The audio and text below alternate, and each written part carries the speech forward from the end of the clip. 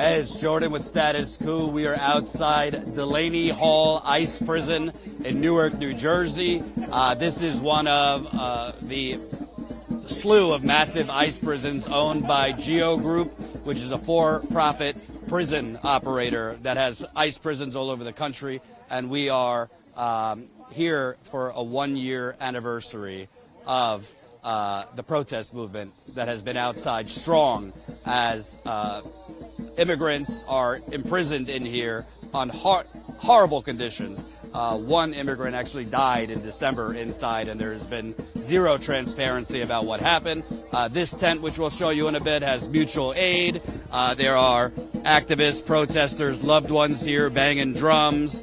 There's food, etc. Kind of as a commemoration anniversary of the mutual aid and the activism and the protest that has gone on strong for over a year. You know, I think a lot of people kind of connect in their minds ICE to the gassing and the shooting and all that, but there's also a lot of solidarity and people coming together all over the country outside tents on weekends to show solidarity with immigrants in there. Even people come that don't have loved ones in there to show solidarity. Unfortunately, you do have a loved one in there, Gabriella.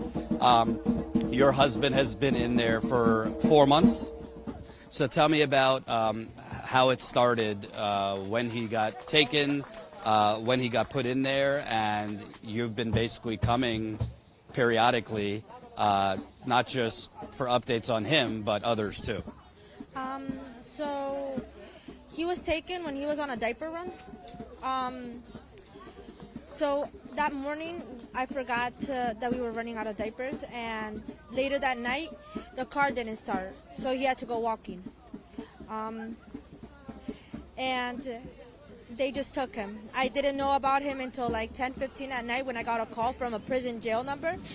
And at that moment, like, my heart just like dropped because I already know what that's been like. He's already been through that before when he first came here. So like, my heart just dropped. You came over here from Peru? Yes, 20 or so years ago, like 24 years ago. So you're a U.S. citizen. He came over here a few years ago. You have 2 children, and they basically just abducted him in the middle of the night. So he's been in there for 4 months. Tell me about, I mean, as best you know, how's the conditions? How is he treated? How are others treated? It's horrible. If the guard is not in a good mood, then they don't get medication. They don't go to the infirmary. They don't get good food. The food there is horrible. The food there, it's either uncooked or expired. It's just not a health condition for them. It's not a good one. They're in the rooms when there's like gas fumes, and it's just really bad.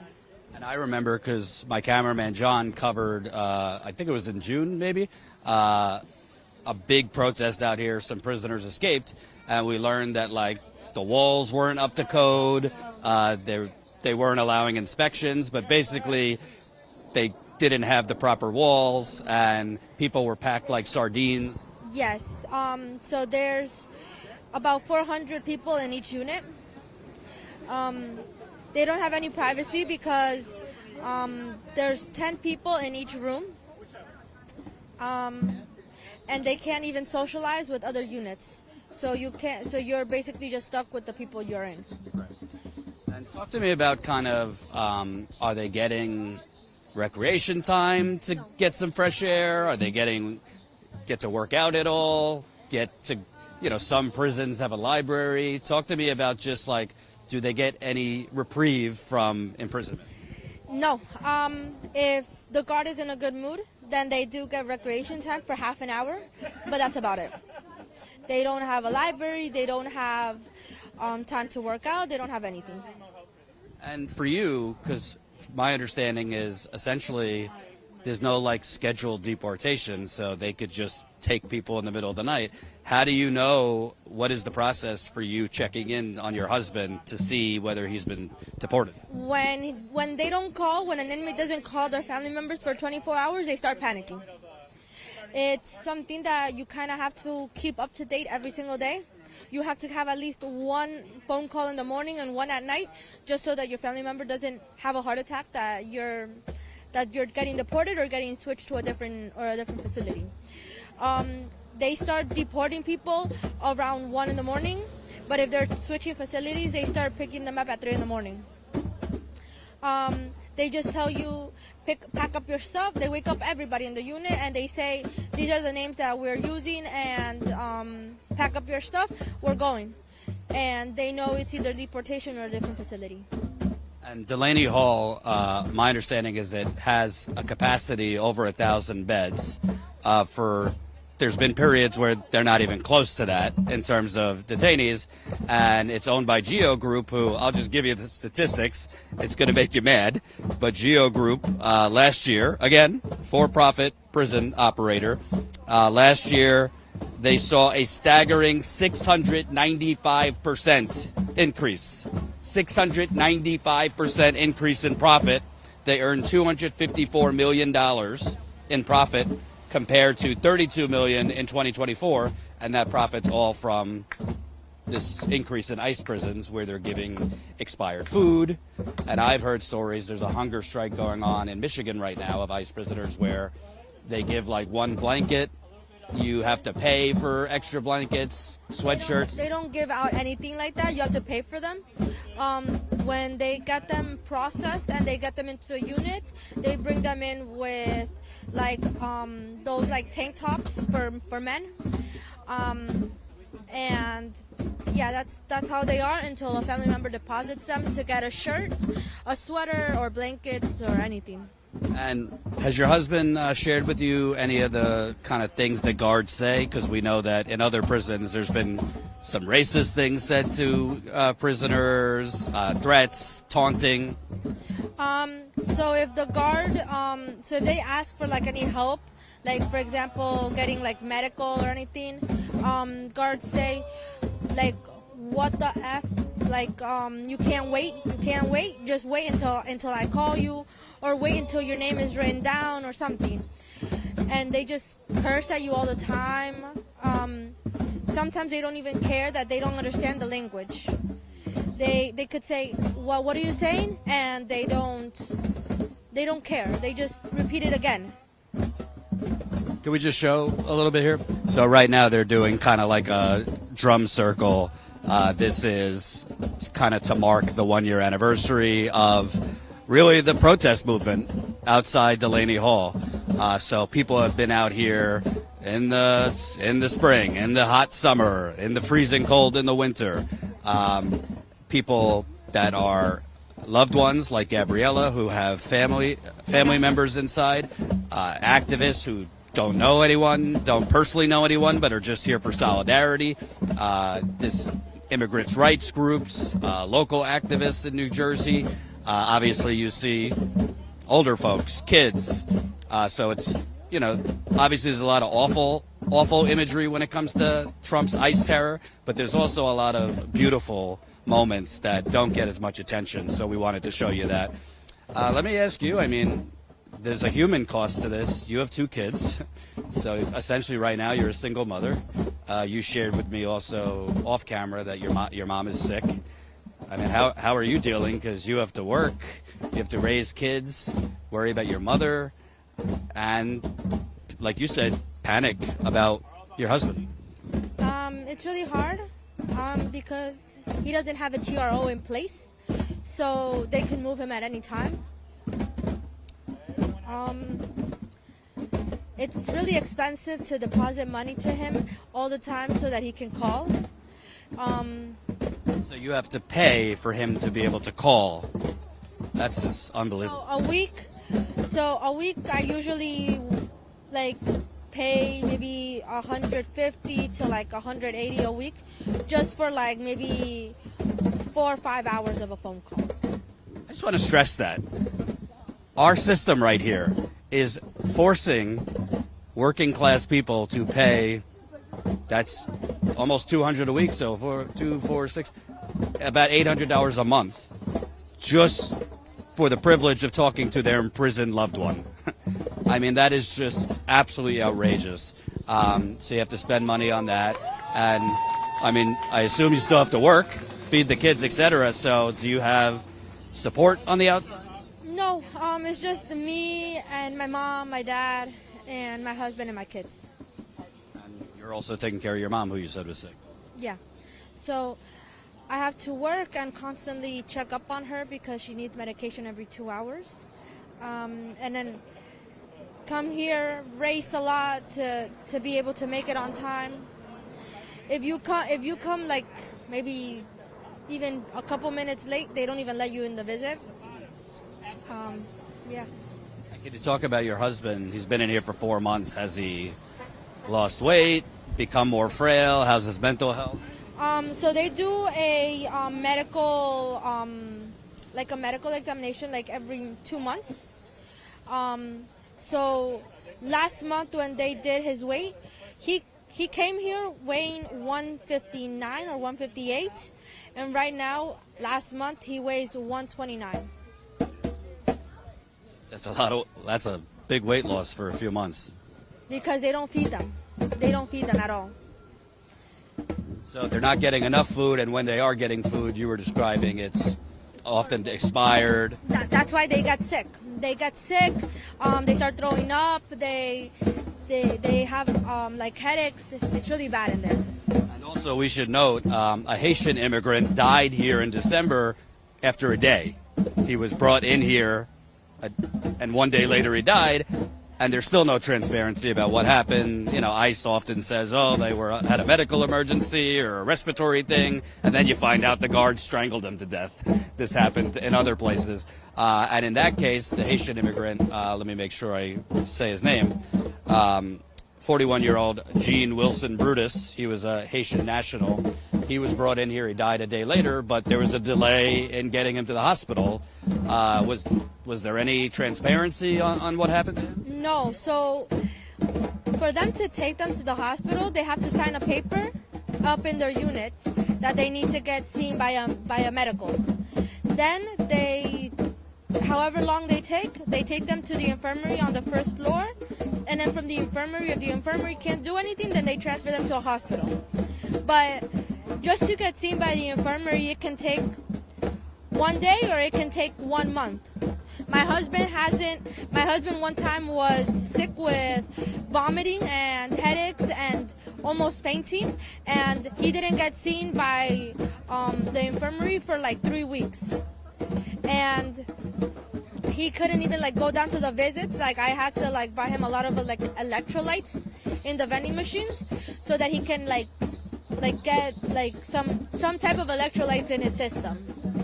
But they don't take priority in medical. Do you feel like you're seeing enough action? Because I know that there's been Democratic lawmakers who have demanded to inspect inside.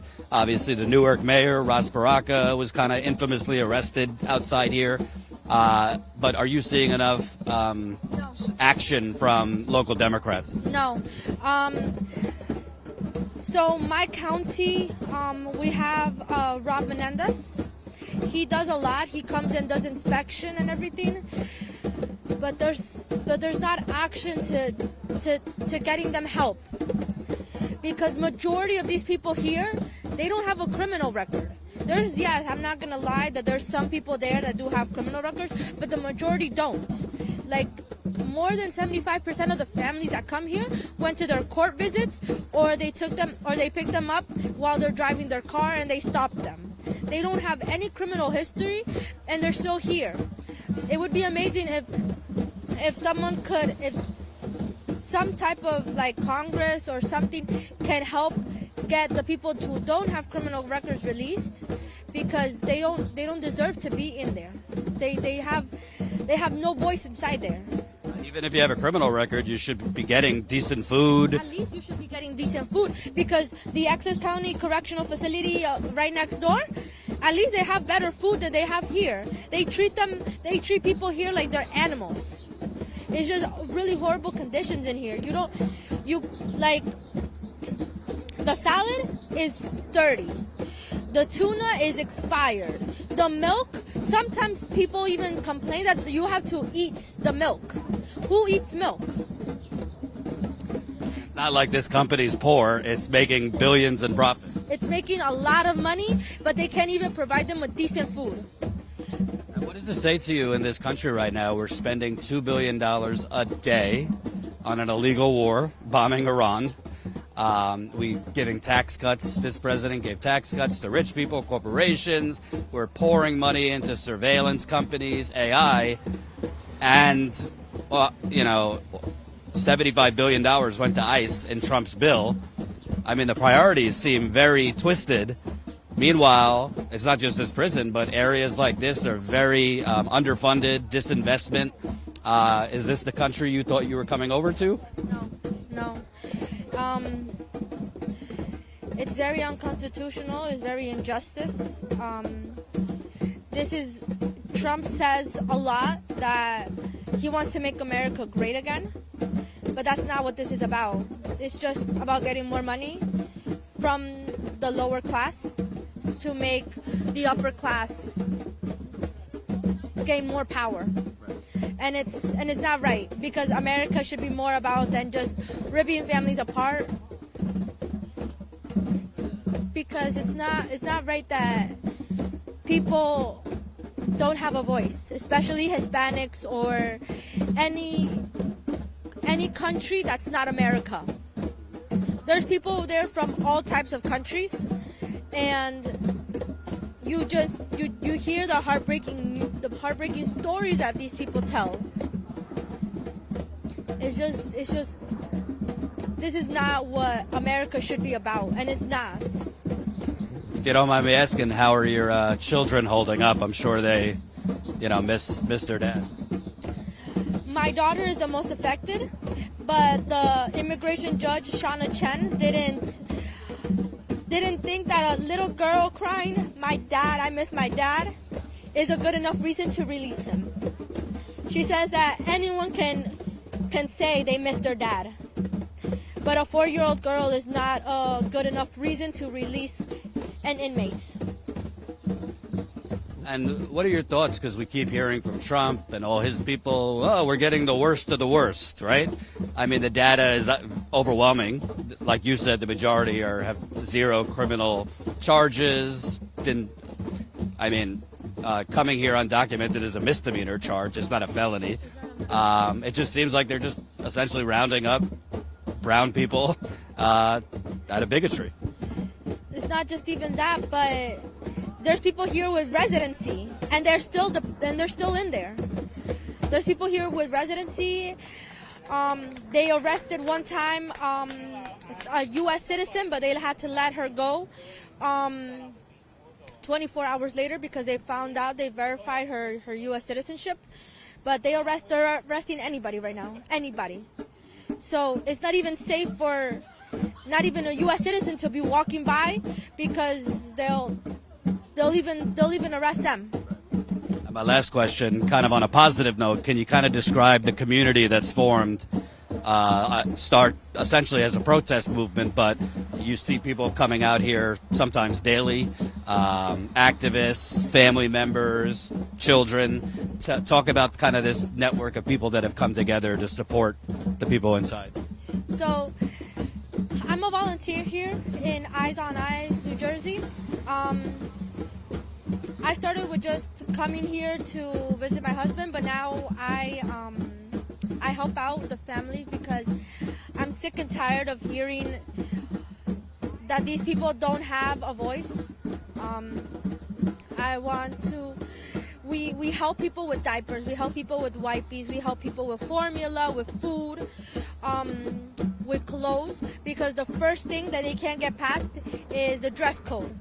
So we created a tent over there, like a changing thing, so that when they can't change, at least they go in the tent and they change. So you have that be wearing something specific to visit people there. You can wear orange, white, black, or blue, navy blue. Why? Because that's colors of inmates. Orange, dark orange is for when you have a criminal record. White is when you have no criminal record, but it's just the color that they use inside there. And also the jumpsuits for the girls are orange. Navy blue and black is the colors of different units in there. You can't use any of them. And as soon as you get past the gate, the next step is passing inspection in the recreation center. And there they don't treat you well. They inspect you, they touch you all over. It doesn't matter if you're a girl, if you're a guy. You have hands of a guy touching you and feeling you everywhere. They feel guys too. And They're basically groping people. Yes, kids even. Kids, especially kids, because they want to see that the kids are not hiding anything. So that's why there's like the community here. We help them. So we always tell them, if you don't want to keep your stuff in the locker because it gets stolen, you can leave it in the tent. You can tell us one like to hold it for you. We have come together so much to help every family here. I had so much help. So now I want to give back to them. I visit other detainees, and I try to hear their stories to see if I can help them with a lawyer, to help them with getting their applications in order and everything, because I just hate seeing this. And they turn you down if children are wearing leggings. They turned my son down because he was wearing a onesie that was too tight. They ripped up a letter from my daughter when it was her birthday to bring to her dad because they said that papers are not allowed.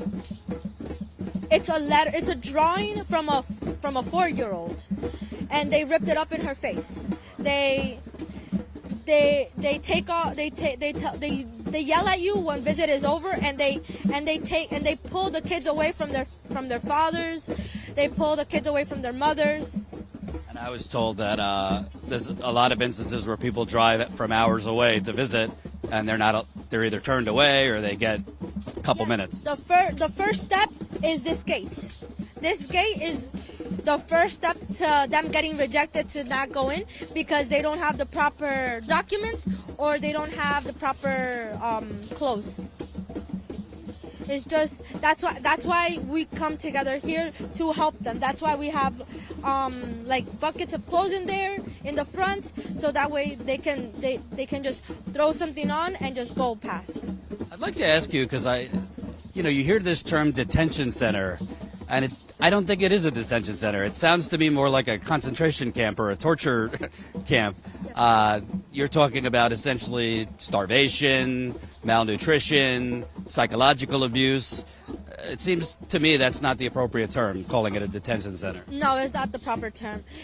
It should be called a concentration camp at this point because the way they abuse these people so much, they give them 2 hours of sleep before breakfast at 4 a.m. They turn off the lights and around 2 a.m.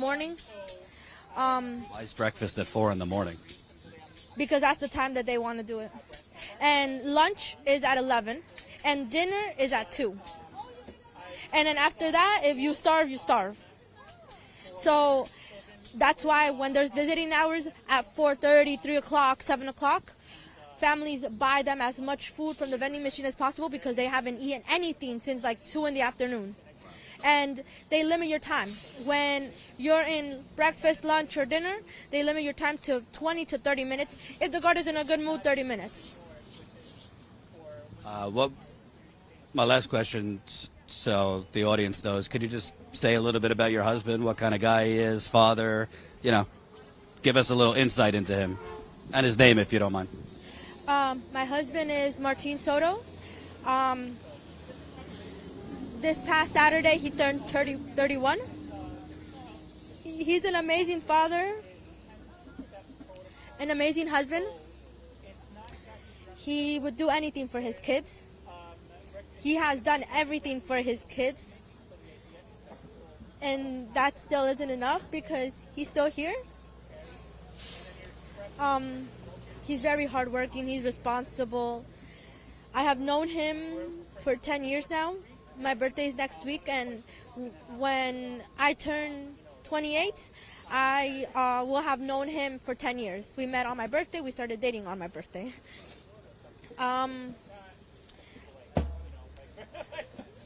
He doesn't deserve this. Majority of the people here don't. My husband is my first love and the father of my children, my best friend. I tell him everything. And it's just hard that I have to think that I could lose him. For no real reason. For no real reason. He was just, I spent the first month blaming myself for not going out myself to get diapers because, I don't know, I was overwhelmed that day, I guess, and I just sent him out for diapers. But it should have been me. I spent the first month tormenting myself, saying that it should have been me. It should have been me that would have went. I would have gotten released within 24 hours because I'm a U.S. citizen. But it was him, unfortunately. John, take this. I just want to exchange contact info.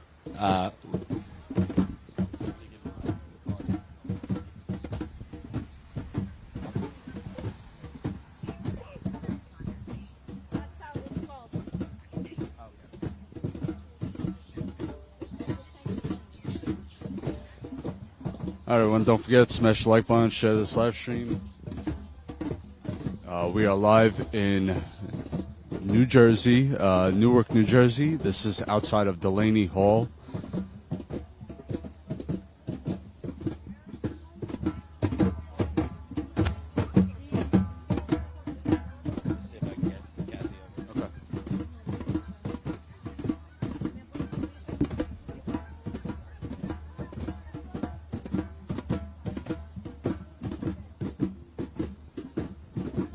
Give us a minute here. We are grabbing another organizer here at this tent. Being to many of these concentration camps, so-called detention camps, I've seen these tents set up, these mutual aid tents set up. They had them outside Whipple in Minnesota. They had them outside Broadview in Chicago. Here, Delaney Hall, they had another mutual aid set up near Alligator Alcatraz in Miami. So you've seen a lot of these mutual aid tents popping up outside these concentration camps all over the country. So it's really amazing to see. But it's disappointing when you don't see any politicians, no lawmakers coming here, no government officials supporting or helping out, providing things that they need here. All right, Jordan's back. So Gabriella, who I just interviewed, is going to get a poster. Gabriella, who I just interviewed, is going to get a poster. It's a GoFundMe for inmates, her husband. So we're going to show you that. Then I'm going to interview some other people. But it's just heartbreaking is not even the term. I don't think that's strong enough to speak with people like this. I mean, I just think like I have a 1-year-old, a 3.5-year-old, and it's hard enough with two parents, with two kids. But to think about, she's 27 and essentially forced to be a single mother. Her mom is sick, so she's caring for her mom who's got cancer. She's caring for two kids who miss their dad. She's working and having to basically play telephone all day to find out if her husband is even still here. It's just torture on working people. Come on over. So let's show this sign here. My husband is detained in Delaney Hall. Please help me raise money.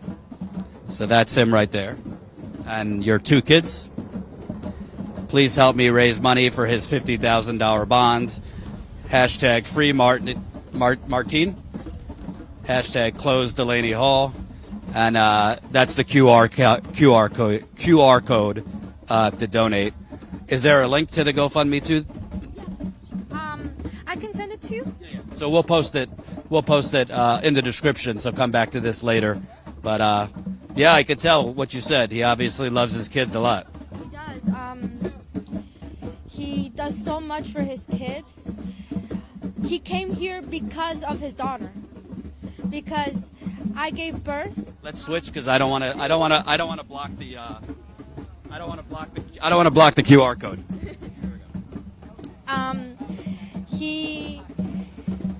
I gave birth to our daughter here, so she's a U.S. citizen, but he wasn't. He was still in Peru. So through the first year and a half, he was sending me money for her, and because he was in a different country, he was in Peru. I couldn't get her passport because obviously the father had to sign for permission. So he just came here because we couldn't have another way of getting the signature for him. So he came here to raise his daughter. He was still detained when he entered here for her 2nd birthday. So he was here for her 3rd birthday and he missed her 4th birthday. So he missed the first steps, the first words, the first year, the 2nd year. He was only here for her 3rd birthday and he's detained for her 4th birthday. He's done everything to be in her life, and it's unfair that he's here. No criminal background. No. My husband is a very good man. He has no criminal background. Not in his country, not here. He's a part of a community. He's part of a church. We're part of a church. Monte Sinai here in Newark. We volunteer in Kearney to help out different people. When my husband sees like a post that people need like yard work done, he doesn't even charge them. Like he just goes and helps them. He has experience in landscaping and construction, and when people need help with anything, he just helps them. He's not even a criminal. He doesn't have anything under his name. And what's really infuriating about this is you look in this administration and in Congress too, there's people breaking the law left and right. There's people illegally enriching themselves off of like insider trading stocks. Trump and his family are doing crypto scams. I mean, there's a lot of like greed and actual crimes being committed, but people with no criminal history are being locked up essentially just as kind of like a dog whistle to people who are afraid of immigrants. I have no problem, and if I had the opportunity to stand up to Trump and his administration, I would have no problem. I would rather be detained and stand up for the voices that can't be heard with these families that are being detained illegally than do nothing. That's why I'm here trying to help as many people as possible, because I can't stand it. I don't think this is right. It's not right. It's horrible, these situations, and that's why I want to help people as much as I can. What's your message to a lot of these Republicans who say, hey, if it's so bad, we're giving you the opportunity, your husband could self-deport? What would you say to them? Why don't you self-deport? Because this is actually not a Republican country. It's not. It's for everybody. You want to self-deport people that are doing the right thing? Are you going to come here and do construction and build houses for 10 to 12 hours and get minimum wage? No, you're not going to do that. You need people like us to build you a better country. So instead of bringing us down, help us, because you're not going to be out in the cold or in the sun doing these hard, impossible jobs when immigrants are doing these types of jobs. You're not going to be in a soup kitchen helping out for free when immigrants are the ones that are doing the volunteer work. We're the ones giving you more power here, and you're trying to shut us down. Are you gonna do that kind of work? Are you going to do these types of construction, landscaping, anything out here for minimum wage? No. Farming, anything. They're not gonna do that. So why, instead of helping us, why are you bringing us down? We're the ones that sacrifice our families, sacrifice our health, just so that you guys have a better life, and instead of helping us, you're bringing us down. I just want to show this at the full so they could get the QR code. So, obviously, tough times for everybody, but if you got a couple bucks, throw it in there. Scan the QR code. That's Gabriella's GoFundMe. And can you kind of explain the $50,000 bond? So if you pay $50,000, they'll free him? So yes, but it's kind of hard because they only give him a temporary. They only give them like a temporary time. So the judge can say you have $20,000 bond, but they give you like 2 days. So the higher the bond, they give you more time, but it's kind of impossible. Yeah, I don't know many working class people who got 50 grand. There was one person here that she's a mother of 3, and she had an $80,000 bond, and she had to come up with it in 3 weeks. And they just made an extension so that she can have more time, because all she raised was $10,000. The immigration judges here, like Joshua Hawks, who is a military judge, that the Trump administration brought into these detention facilities. Military judges they give you like pre-terminated deportations. And the other one, Shauna Chen, she gives high bonds, really high bonds, impossible bonds to even fulfill. She has one time, I think like in the past months, before my husband was detained, she gave somebody a $100,000 bond. And that person had a residency just to release him. Do you feel, obviously, the focus right now is, the prisoners who are in there, but there's not so many Democrats that are even proposing to abolish ICE. No. There's a couple, but not a lot. And the reforms that they're talking about are really just like have ICE agents wear masks and, things that are good, but not exactly shutting down all these ICE prisons. And the proposal actually of Vice President Kamala Harris, her immigration proposal when she ran was pretty right wing, if you ask me. Do you feel like the Democratic Party, beyond just these prisons, is proposing humane enough and aggressive enough reforms on ICE? So I would have preferred Kamala Harris to have won, because she would have. She seemed like she was speaking the truth. That she would have closed down as much ICE as possible. But as soon as I saw the ballot that Trump was in it, I knew he was going to find a way to win on his campaign, because just so many scams that are going on. He can sabotage the campaign. He has done it before. And it's just so sad, because he doesn't see the pain and suffering that he's putting people through. We need more Democrats that do change. But with the Trump administration that's so powerful, we don't have a voice. It's not like we can gather all Democrats and do something, because the Trump administration is so big. It's huge. And they have a higher voice than we do. But if we stand together, how we're trying, maybe we can do something, some type of change. Not a big change, but something.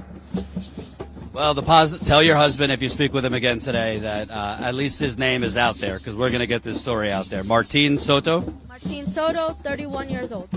Thanks for talking to me. I appreciate it. I will put the link. Send me the link to the GoFundMe, and we'll put it in the video. Thank you so much. Absolutely. Thank you. It was a pleasure meeting you. Absolutely. Thank you. So they're still banging on drums here. Let's see if we could talk to some other folks. But I wanted to start, obviously. I wanted to start with somebody who has a loved one in there, and it's just let's just keep it real for a second. This is just a for-profit scam. This is not about immigration, folks. This is not about MAGA. I don't know how many people are watching. Anyway, it's Saturday morning. I don't even think we had a notification. So if you're watching, please smash the like button. We'll cut this up into shorter clips to kind of get it out there more, because I doubt we have that many people watching. But MAGA, come on. You think it's about immigration? This for-profit prison group, GEO group, okay, has 90 hellholes in America and around the world. They made a 695% increase on profit. Let's just round it to 700. A 700% increase on profit. They made $254 million in profit last year, giving expired food, making prisoners not drink, eat milk. I don't even know how you eat milk. You have to pay $200 a week almost for the privilege of talking to your imprisoned loved one on the phone. This is a complete scam. That's what we would call it in other countries, to enrich for-profit prison operators and the surveillance state, who has contracts with ICE, Palantir, who, I mean, we could do a whole goddamn live stream just on Palantir. Let me give you some other info before we talk to some other folks. GEO Group got a $1 billion, with a B, a $1 billion contract to run this hellhole over 15 years. So they're making bank over the next 15 years. And this is it's federal. So as much as I like crapping on the Democrats, and there's plenty of reason to crap on Democrats and Republicans too, there's not much the Democrats could do when this is a federal prison, and GEO Group is running it with a $1 billion contract for 15 years. There's 1,000 beds, but they have illegally operated with more than 1,000 beds. 41-year-old Gene Wilson Brutus died here a day after being imprisoned. That was in December. He was a Haitian national. We still haven't found out what actually happened. I don't know. You come in alive, a day later you're dead. Doesn't seem so natural to me. So that's some of the stats. Let me see if I can speak with some other folks. Yeah. Smash the like button, share this live stream. We have covered Delaney Hall before. John was out here last year for a big protest the same night that prisoners actually escaped. And we found out after the fact that the building was not up to code, and that's why they escaped, because there was basically fake walls. So John was out here that night. We're covering a hunger strike that's still ongoing at a Michigan ICE prison. That's North Lake Detention Center. That's the biggest ICE prison in the Midwest. Last I checked, there were a little over 200 male prisoners on hunger strike there. And female prisoners, over a dozen, have filed a habeas corpus petition based essentially on physical and psychological torture that they have experienced in that prison. We obtained the documents. This is all on our Substack, which you could sign up for free, statuscousubstack.com. We obtained the documents, and in one of the documents, a female prisoner wrote a handwritten letter where she described essentially peeing on herself as she was beaten in an ICE facility. So she was beaten so bad she peed herself. She described being starved basically for 20 days, only being given snacks. She described ICE guards basically taunting her with phrases like, "if you ever get to leave." She thinks that she was beaten physically because she's gay, and when they abducted her, basically she had LGBTQ placards and signs in her car, so they think that they specifically discriminated against her because she's gay. So that's in Michigan. Obviously, we've covered the ICE terror. I mean, John deserves multiple awards. He was on the ground in Chicago for 2 months. Minneapolis, we were there before Renee Good was assassinated. We were there the day Alex Preddy was assassinated. We were live for 4 hours after that. It looked like a war zone. I thought they were going to start shooting real bullets, to be honest with you. But we wanted to show this because I think with ICE and the algorithms kind of push out violence and action, so you don't see this as much. But solidarity is important too. So this is Kathy O'Leary, and you've been out here basically for a year, right? Yeah, no, we've been out here for a year. I've been doing this for almost 20 years. There's people here who have been doing this kind of work longer. New Jersey has a very long history of fighting ICE detention. It goes back to the Clinton administration when the Elizabeth Detention Center first opened. That's an important note that we've had these kind of centers under Republicans and Democrats. Yeah, no, people don't always want to hear that. The popular narrative is this is, if we just get rid of Trump, this will go away. But, we've seen this place was last opened as an ICE detention facility and was holding 600 people for ICE under Obama. So we're very familiar with Democrats who support more money for enforcement, right? Like right now, we're talking about the billions of dollars that ICE is getting, but we got to this place because Democrats and Republicans alike continue to give more and more money to ICE and continue to make it harder and harder for people to come here legally and to punish people who really are trying to do things by the rules and just get caught up in a snag somehow. I was just saying, beyond the inhumanity of it, this just seems like a giant for-profit scam to me. Gabriella was describing, they're basically being given expired food, like eating milk. She's got to pay almost $200 a week just to talk to her husband on the phone. And this company, Geo Group, made $254 million in profit last year. Doesn't seem like it's about deportation to me. It seems like it's about imprisonment.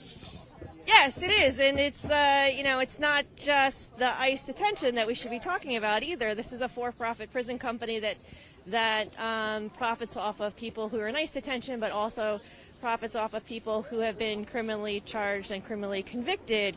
And we just see year after year, these companies continue to have contracts, and the federal government has known for decades that these places don't work. They don't help.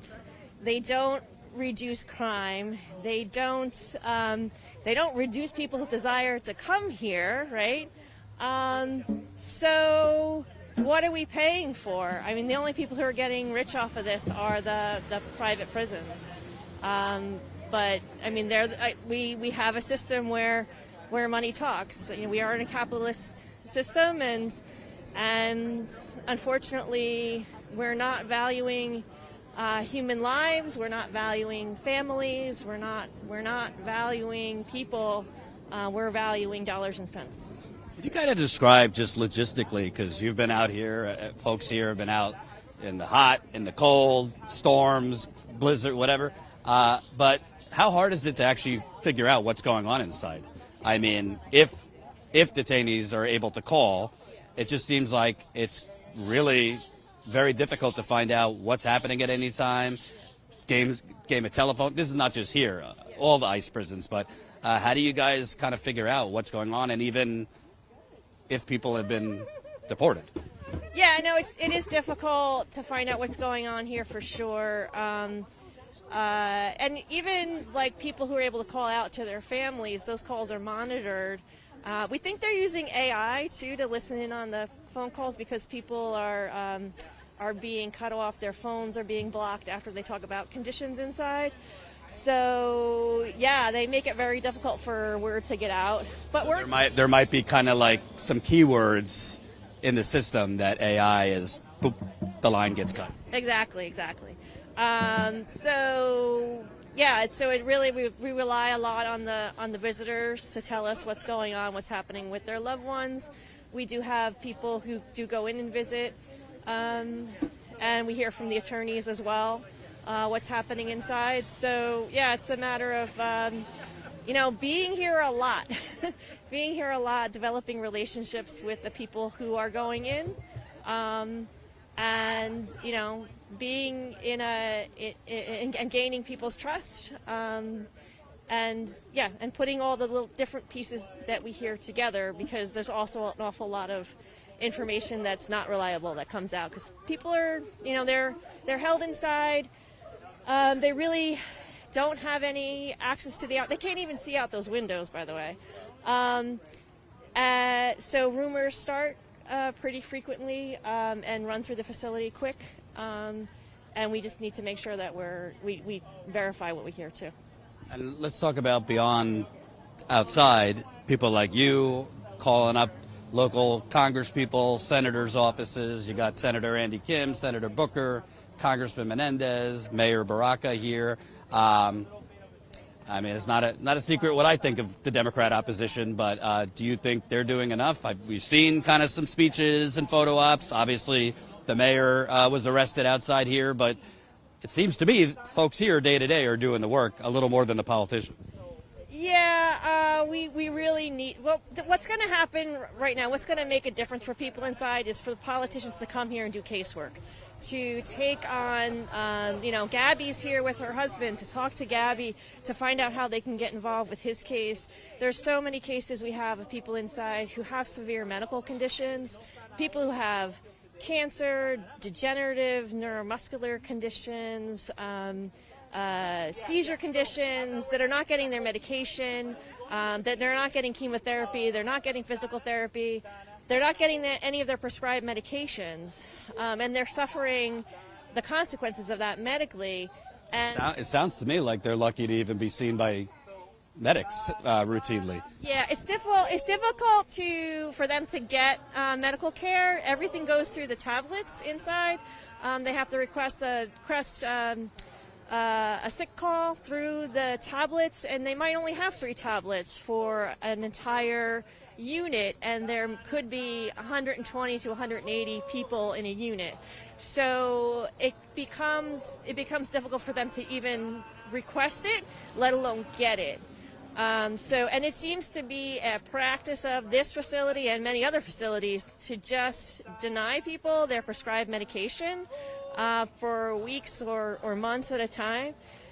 And we have had people who had seizure conditions, one who suffered a grand mal seizure while he was inside because he was denied his seizure medication. So we need the legislators to come here to find out who is in dire need of particularly medical care, and to do some oversight on that specifically. They come in and they walk through the facility, they say, oh, this looks terrible, but that really doesn't move the needle for anybody. They might get better food for a couple of days, the place might be a little bit cleaner for a couple of days, but the things that are really going to change their life, the people who are held here too, they shouldn't be here. We had a man who was a legal permanent resident who spent 6 weeks inside before he was released, and that's actually kind of common. So those are the things we need the legislators to really dig in and go deep and work on these individual cases to help people get out. And also, you had Gene Brutus died in December. We still don't really have actual answers on what happened, and he was only here for a day. So you walk in alive, and a day later. So it seems like that should be a demand for answers and investigation. Yeah, folks have been really quiet about that particular case, and I don't know why that is. We were here the night he was taken out in the ambulance. We had somebody inside who heard the emergency call go out over the radios. They said it was a seizure. They've told the family several different stories about how he died. The press release that ICE issued said it was a heart condition. I don't think the autopsy bore that out. But, I don't know how much support the family has gotten from the legislators either, in terms of doing the investigation to find out why this man died. He's not the first person to die inside of Delaney Hall. It was a halfway house since about the year 2000, and 2 other men died inside of here as well. Could you talk about also, Gabriella was describing judges are giving $50,000 bonds. You got like a couple weeks. A working class person might not have $5,000, let alone $50,000. She told me about a $100,000 bond to one. They're basically giving unattainable financial measurements to get out of here, which again goes to the for-profit mechanism here. Yeah, the thing I think people need to understand, this is different. This is what makes ICE detention a little different than criminal incarceration, is that this is indefinite. Like, people have no idea when they're getting out. Like, when you're in jail, you've been convicted of a crime, you can count down your days, you know how you can reduce your sentence. But here, there's just no way to know what's going to help. What's going to help get you out, and that really messes with your mind. And it is actually considered a form of torture. So, and the bonds, yes, we've been seeing very high bonds. Cordia, she got a $100,000 bond. Thankfully, she had a very broad base of support, was able to raise it in a very short period of time, but most of the people inside don't have that kind of support. So we have a man who's an asylum seeker, has a $35,000 bond. He's never set foot in this country outside of ICE detention. He was taken as soon as he crossed the border. He declared that he was seeking asylum, that's international law, right? He didn't enter the country illegally. He was following a legal process, and yet he's been here for 16 months and now has a $35,000 bond to get out. And we're trying to we work very close to raising the money, and then ICE put a hold on the bond. So we see that a lot too. Also, people are moved right before their bond hearing, which means they're in a different jurisdiction, a different court, and then they may have to start over and file again in a different jurisdiction. People get moved right before medical procedures. They get transferred right before marriages that are scheduled. So, and these are all things and that GEO and CoreCivic profit off of that too, because they own the transportation companies. So the buses that come in and out of here, the vans that come in and out of here, generally say GEO on them, unless they say CoreCivic. And you pointed out something important, because in a traditional prison, you know your sentence, or you at least know when you might be up for parole. Here, you could be taken at 2 a.m, transferred somewhere else. You could be deported suddenly, and then how do the activists, protesters, loved ones even know when you were taken, where you were taken, what to do? Can you kind of talk about the chaotic nature of, anybody could be moved or deported at any time? Yeah, and yes, anybody can be moved and taken out of the facility. We generally, we'll hear from people inside that, they took 200 people at 2 o'clock in the morning. And then there is a system, there's called the ICE detainee locator, where you can look up somebody if you have their A number and their name. But that's not always working. I was talking to a family member a couple of weeks ago, and he was telling me he lives in Newark. Son was taken, was at Delaney Hall until February. Then he was moved, I think, to Texas, and now he's in Oklahoma. He actually got a bond, but they tried to file for the bond, and it was denied because he didn't show in the detainee locator. Even though the family was talking to him, and they knew exactly where he was still in this facility in Oklahoma, but because he didn't show in the system, he couldn't get access to this bond so that he could get released. So there's been a lot of cases like that where people are disappearing in the system for days or weeks, sometimes because they're transferred to multiple facilities over multiple days. So they could be in transit for 4 days, which means they're generally in the same clothes they were wearing. They aren't allowed to shower.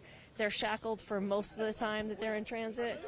So it's not just you guys who don't know. There's been reports that a lot of times ICE doesn't know where people are, and they're losing their own, and they're tasked with, they're responsible for these prisoners, but they seem to be losing track.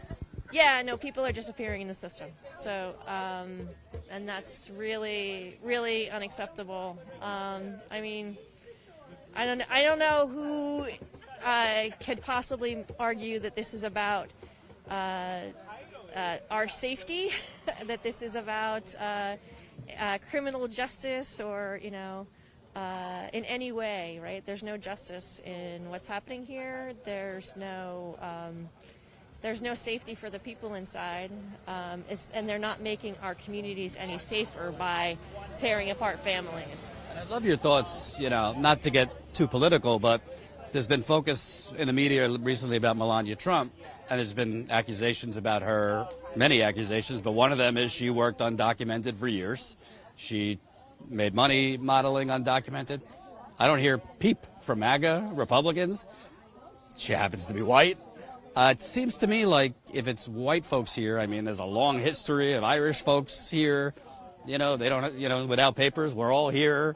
We didn't bring papers here. Frankly, we stole all of his land. If you want to get technical about it, this is native land. So it just seems to me this is not really about immigration per se as it is about color and demographic changes in America.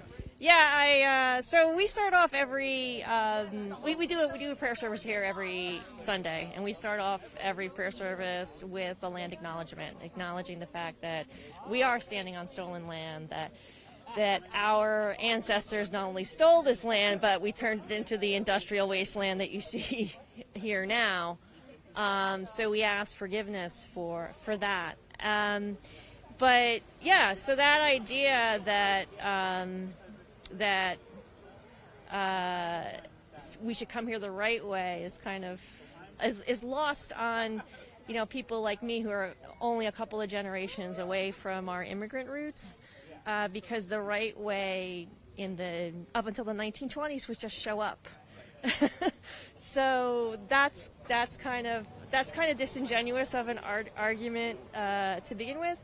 But the other thing, we can probably thank President Trump for at least being honest about what our immigration detention system is about. It really is about trying to maintain power for a certain segment of the population, and to the Great Replacement Theory is exactly what their policy is, right? They really do want to maintain power for white Christian men. My last question for you. What does it say to you? I mean, we're spending $2 billion a day to illegally bomb Iran. We're giving God knows how much money to these big tech companies for AI, hundreds of billions of dollars at this point, essentially to replace workers. Then you got the surveillance state. Palantir has contracts now with ICE, the IRS I just read. It's crazy. Tax cuts for rich people, corporations, all the local corruption. It seems like we're kind of in this Orwellian, dystopian moment here. To be clear, it didn't just start under Trump, but it's obviously accelerating. What are your thoughts on kind of the current state of things? Because you've been an activist for a long time. Yeah, and it's interesting all the intersections that you can see here of all those issues that you just mentioned. I just talked about the environmental degradation, the environmental racism that exists here, the Palantir that's surveilling immigrants, but all of us, but also our Palestinian brothers and sisters, and the bombs that are being dropped now on Iran. But we have people from Iran who are inside the ICE detention center here now, and we were deporting people to Iran last year, right? November or December, we sent a plane load to Iran. People who were fighting the current regime that we're now bombing. So it. We're also dropping bombs on southern Lebanon. Well, Israel is, but we're funding the bombs. obviously Gaza. So No, we've had Palestinians in detention here, who were legal permanent residents, but were stuck in the West Bank because of the bombing that was going on there, and just couldn't get out. So they overstayed. They're only allowed to stay out of the country as a green card holder for 6 months, and they stayed longer.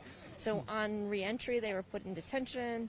So it's just like I said, there's all of those issues you can kind of see just by talking to the visitors who are here every day. And it's just if it weren't the community that we've created here, right? I think this is part of like how we're surviving all of this dystopian nonsense, is that we're coming here every day to create community with the visitors, with all of the volunteers. Can you kind of describe that? Because before we started, you said that there's hundreds of people involved with this kind of solidarity network. Just what's the day-to-day like? Yeah, we're here every time that there's visiting hours, so Tuesdays and Thursdays from 4 to 9, and then Saturdays and Sundays from about 7 a.m. till 7 p.m. We're here. We set up here in the Radical Hospitality tent. We have coffee, we have snacks and food for folks.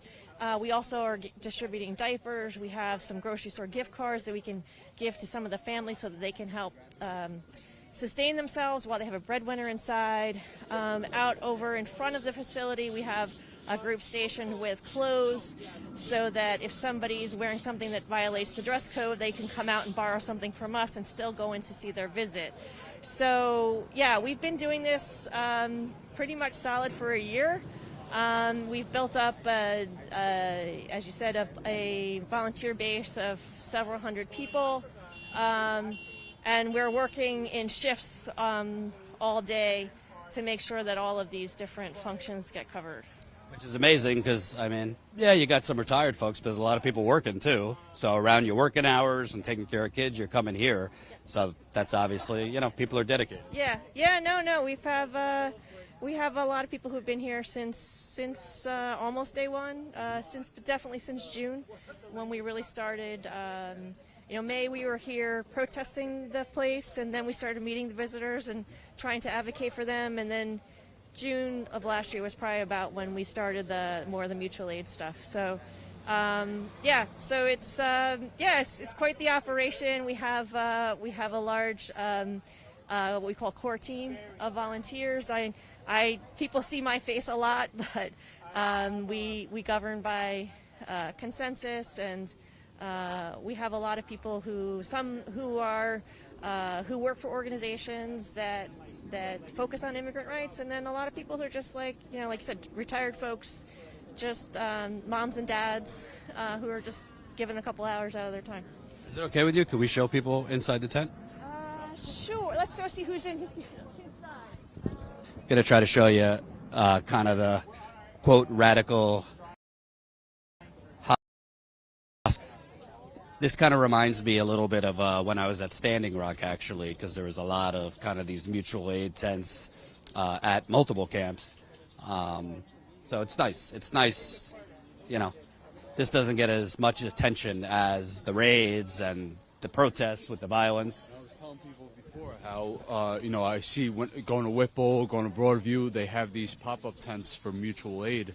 And you never see elected officials, participating in these. It's always the community that's out here doing this. So you can see some clothes. Could you maybe describe things for me? Yeah. So we have information over here. We want to help people avoid scams. We have Connecting New Jersey is a program for the state of New Jersey, connecting people to everything from rental assistance to food assistance to postnatal and prenatal care. Information on getting SNAP and WIC.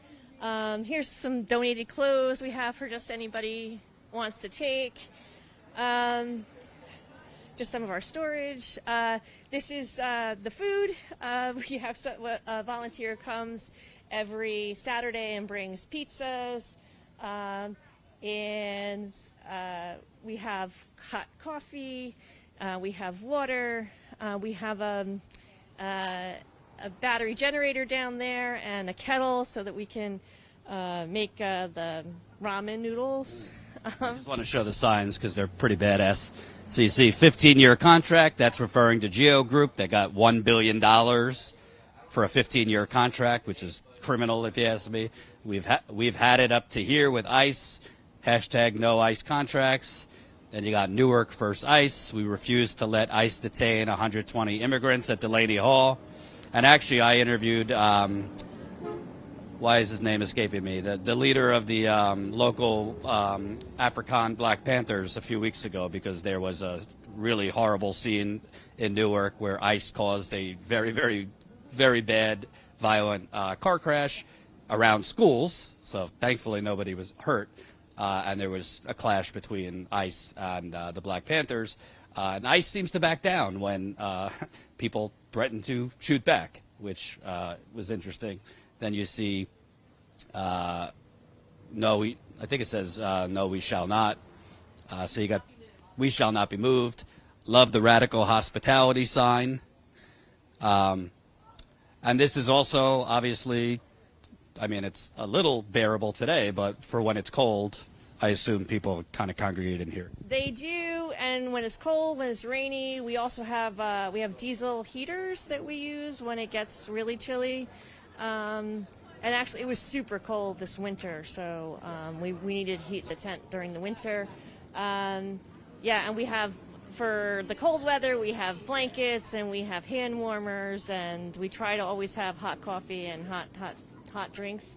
And we have then we have hats and gloves too that have been donated from the community. So it's a different setup for the winter versus the summer. Now we might have umbrellas if it's raining, but also umbrellas if people have to stand outside, which thankfully, actually, that's a big change that we've seen since we've been here.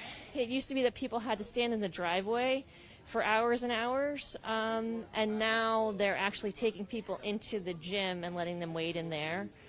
So that's a huge change, and a big change for the visitors. It's much more bearable. I also want to note just the practical benefit of some of this.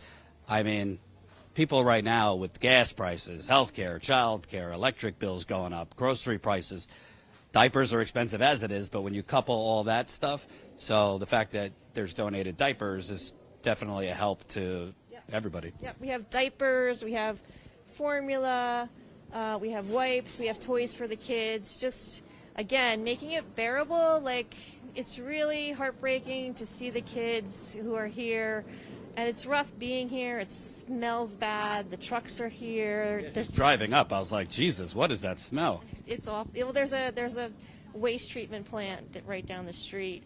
There's a fat rendering plant. There's a recycling plant with a garbage train that goes across the street. So it's really pretty awful. Really smells pretty awful here. So, the kids are coming here to see their fathers, their grandfathers, their brothers, their uncles, and we want to have like some kind of a positive association, right? So to want to help with that however we can. We had a drumming circle here earlier. We're going to start an art making session a little bit, and then we always have the toys here for them. So a little bit of joy in the middle of this, and joy is resistance. And for you personally, I mean, this is not the only thing you've been involved with. You've been an activist for a while, but specifically, what kind of drives you to? The visitors are coming out. I really don't want to get them on film. Okay, so cool. If we can go back up. Yeah, we'll do that. So there's some visitors coming. We don't want to get them on film, so hold on. Hang on a second. Boop, boop, boop.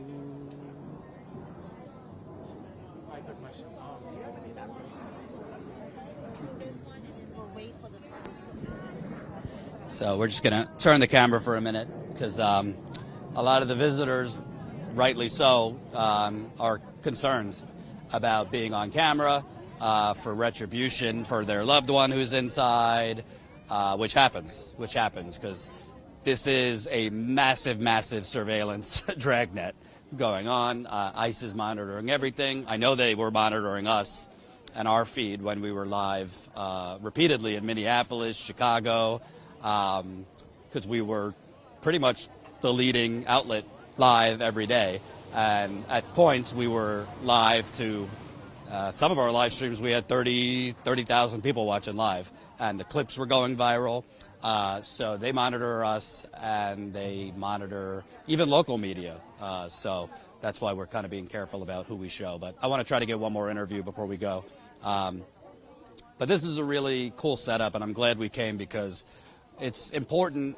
This story with ICE, I think, is mainly told through the horror, the terror, the illegal abductions, the streets that look like war zones, and all that's important. And, of course, we've shown that and more.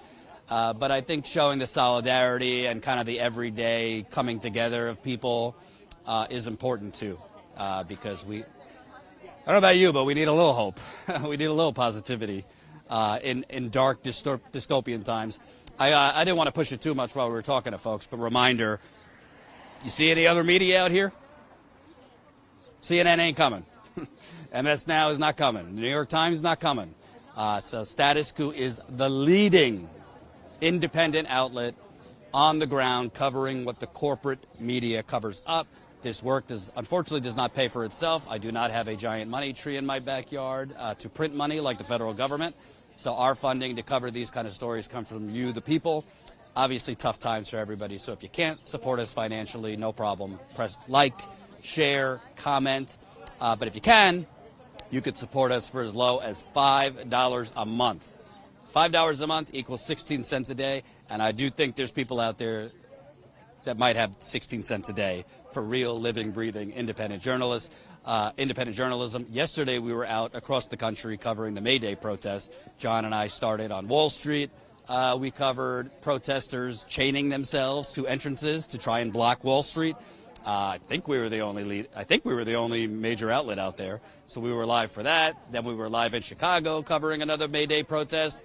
Then we were back in New York covering another May Day protest. And then we carried independent journalist Andrew Mercado's protest in Minneapolis. So we were across the country, 4 live streams. All this costs a lot of money. These are not the stories that go viral. These are not the stories that are sexy. You know, it's not, I would make a lot more money if I just put like Joe Rogan or Ben Shapiro in a headline and did something. That's kind of the stuff that YouTube pushes. Or these days, Hassan Piker. That's the big one. So kind of algorithms push more, I would say, infotainment and controversy and sensationalism, but like real substantive, living, breathing, independent journalism is not the stuff that YouTube, X, Insta, TikTok push. But that's why it's so important to fund it. So the more funding we have, small dollar memberships, we don't have to worry about, hey, you know, we're down on views this month or we're down on revenue from YouTube this month because we have that stable money coming in from viewers. And as a member, you get some perks. We do a monthly members call with our members through kind of like a similar to Zoom. So that's a monthly members call we do. We do some behind the scenes content with members, and you get discounts in our store. I'm going to give the mic to John. I'm going to try to get one more person over here before we wrap up.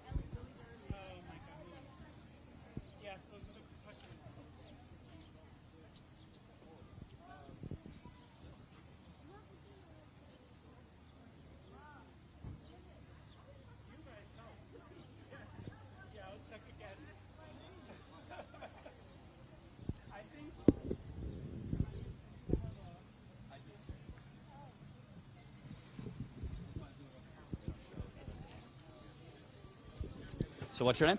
Deborah. Deborah. So Deborah, tell me, because we were just talking briefly and you said if you knew what ICE did to me, what happened with you? So on March 26th, I was on my way to a court hearing. On my way to the court hearing, I left the courthouse. I have been a target. I've been with Cosecha and another organization volunteering, and I've been a part of the big, support. I support the community. My brothers and sisters, I love my Hispanic community. They had targeted me by pulling my plate over one day, so I stopped, thinking that they were officers when I realized 9 agents jumped out of the vehicle telling me, Deborah, go home. I'm assuming they knew my name because they ran my plate, and it's, my plate belongs to me. So Basically, they were surveilling you for a bit because of your activism. Correct. So previous to that, I had got a phone call at like 7 o'clock in the morning. I was on my way to daycare, taking my 4-year-old child to daycare, when my stepson called me and said ICE had came to the house. And I'm like, okay, I will be there in 2 minutes. I literally got there, and I guess they didn't realize my car, so they didn't realize who I was until I got out the vehicle. And then that's when they approached me by saying, Deborah, go home, get out of here. And I'm like, no, you get out of here. Get off of my property. If you don't have a warrant, then you don't belong on my property. And they had like this metal thing to break the door, and I'm like, we're not fucking doing this here. Like, exactly my words to them. I'm like, we're not doing this here. You're not gonna about to break the door. And Your kid was there?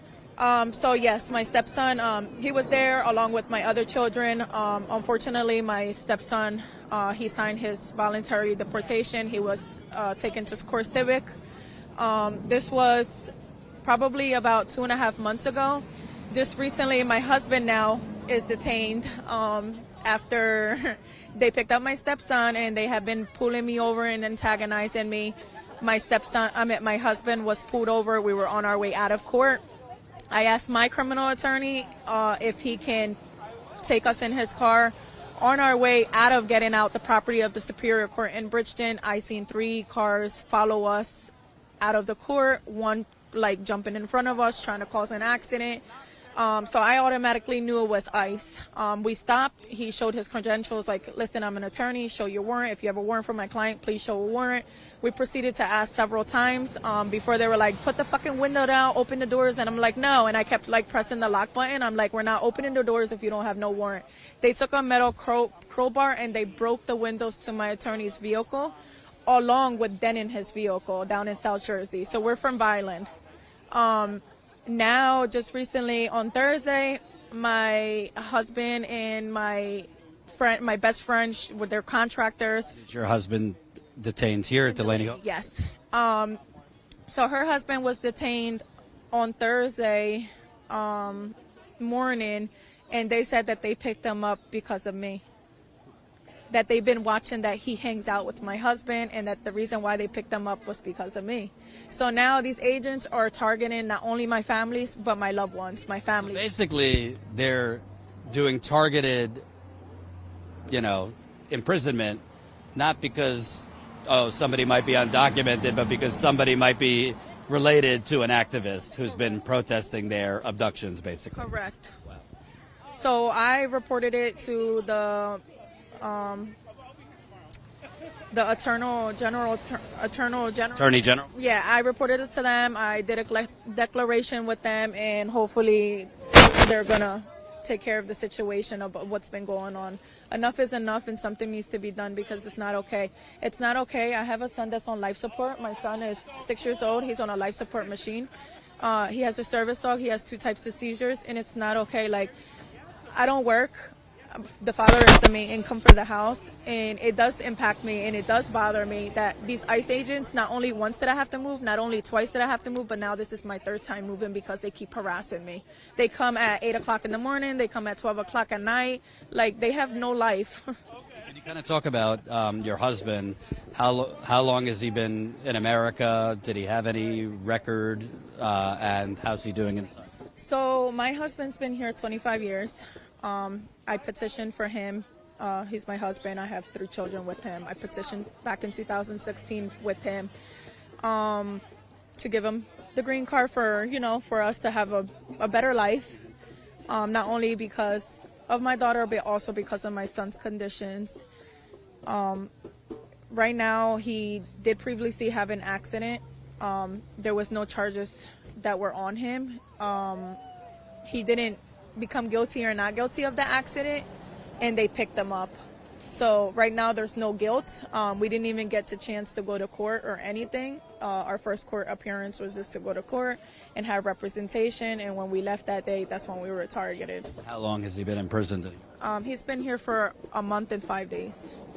That's got to be incredibly tough on you with 3 kids. One of them has a life-threatening condition. Tell me about how you've been holding up. So I cry every night. It is hard, especially knowing that my son can be triggered by getting upset. Like, the seizure condition he has. Either he gets too excited or gets upset, and it triggers him to have seizures. It does have a big impact on us. My daughter, she hasn't been focusing. The school has been calling me that they're in therapy.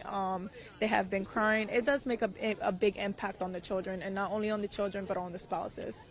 And economically, I mean, you're a full-time mother. He's the breadwinner, so, I mean, gas, groceries. Yes, and I live 2 hours from here.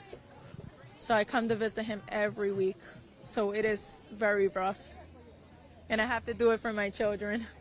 You have, family, friends, supporting you emotionally, helping you out in any way?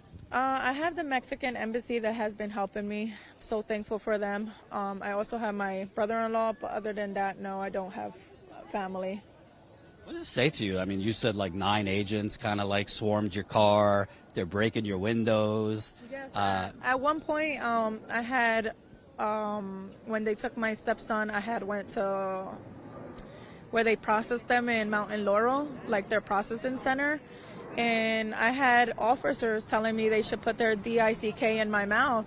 Very disgusting. Like, this is how these federal agents, if they're deeming them to be criminals and they're bad people, then what are these agents? They should be given a better example of their job and the type of job that they're holding. They shouldn't be going around telling people that, especially when there's minors in the car. So ICE agents basically threatened to sexually assault you? Correct. And I have reported that as well, not only to DHS multiple times, but I also reported it to the General Attorney's Office. And also, we have no idea who these people are. There's very little vetting. They get a $50,000 bonus. A lot of them, frankly, are failed cops or, unemployed. So we don't know who exactly gets a gun and a badge from ICE. And that's scary, too, because in the situation with my husband, not only did they bash the windows to my attorney's car, but they also did entrapment. They trapped me in my vehicle between 2 officers, a female and a male. They held my door closed so I didn't come out. That's entrapment. And also with that, you can see the guy consistently going for his gun. You can see him pointing his hand towards his gun and holding his gun. I don't know what his intentions were, but I have been harassed multiple times by these agents, maybe 6 times. Can you describe, because I was talking to another wife, she was saying she's got to pay almost $200 a week just to talk to him on the phone, because you got to keep putting money in to talk on the phone. Are you able to talk to him periodically? Yeah, so previously, ICE just blocked my call last week. Don't know what the reason was, but they blocked my call. Supposedly, the first time they block your car is supposed to be free, but they had charged me $25, which I paid the $25 because they're not going to stop me from talking to my loved one. Also, he has been threatened along with my stepson that they're going to keep moving him. I don't care how far they put him. I'm going to see my husband. He's my loved one. I will travel to see him. But yeah, I do put commissary, I do put money on his books, I do put money on the tablet, so we're in communication. Obviously not good, but how's he holding up in there? I hear the food is awful, other things? For the most part, he's trying to stay strong because of his children. It's easier than said for us to go to a better country. I would love to live in Mexico and live a better life, but unfortunately, because of my son's circumstance that he's on life support and that machine is what keeps him alive, it's hard. I would never be able to afford coverages in Mexico. That's what's holding me to say, hey, let's just go. So basically, if you could, you'd leave America. Correct. I would live a better life in Mexico. I travel to Mexico. I love Mexico. And I think that's something that's increasing now, where people who came here for a better life are being like, fuck no. This country is becoming, worse and worse, and people actually want to leave. Yes, I agree. I think it's a better life to live out there. I think, my husband, he's diabetic. That's another reason that I want him out, because in certain detention centers, they're not giving them their medication. I'm greatly and gladful that he is being attended here. They do give him his medication. His sugar does drop. It does go very high. It's normal because he's locked up. He's not used to being locked up. He's a guy that's been working and providing for his family for over 9 years for his daughter. He's been in this country 25 years. We have paid taxes since 2007. He entered the country. He's been paying taxes to present. He's never owed taxes. He's been employed.